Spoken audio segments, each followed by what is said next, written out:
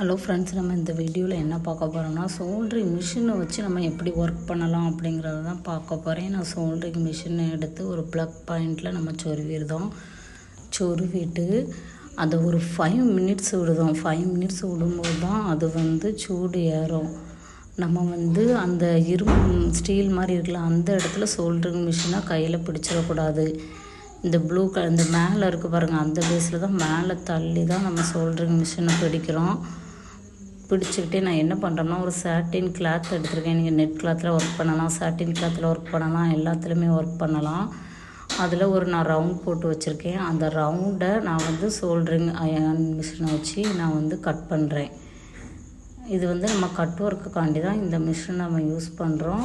இது நீங்கள் ப்ளக்கில் சொருவினோடனே நம்மளுக்கு ஹீட் வர மாட்டேங்கன்னு பார்த்துட்டு இருக்க வேண்டாம். இது ஒரு 5 மினிட்ஸாக ஆகும். ஆனால் இது நீங்கள் ரொம்ப கவனமாக ஹேண்டில் பண்ணணும்.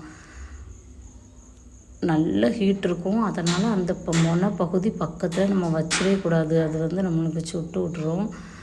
இது என்ன பண்ணுறேன்னா, நான் நம்ம ஃப்ரேமில் கிளாத்து ஃபிக்ஸ் பண்ணிவிட்டு அதுக்கப்புறமா நம்ம இந்த ஒர்க்கு பண்ணோம்னா ரொம்ப ஈஸியாக இருக்கும். இல்லைன்னா நீங்கள் என்ன பண்ணுறீங்கன்னா, ஒரு வுட்டன் பேஸ் ஏதாவது வச்சுக்கணும். ஒரு சப்பாத்தி கட்டையோ ஏதாச்சும் வச்சுக்கிட்டு அதுக்கு மேலே நம்ம கிளாத்தை வச்சுட்டு டிசைன் பண்ணிவிட்டு அப்புறம்னாலும் கட் பண்ணலாம். அந்த சேஃப்க்கு நான் 2 ரவுண்டு கட் பண்ணி எடுத்துக்கிறேன். இது சாட்டின் கிளாத்து. அதே மாதிரி நம்ம தொடர்ந்து நம்ம ஒர்க் பண்ணுறோம்னா நம்ம ப்ளக்கை ஆஃப் பண்ண வேண்டாம். ஆஃப் பண்ணாமலே பண்ணலாம்.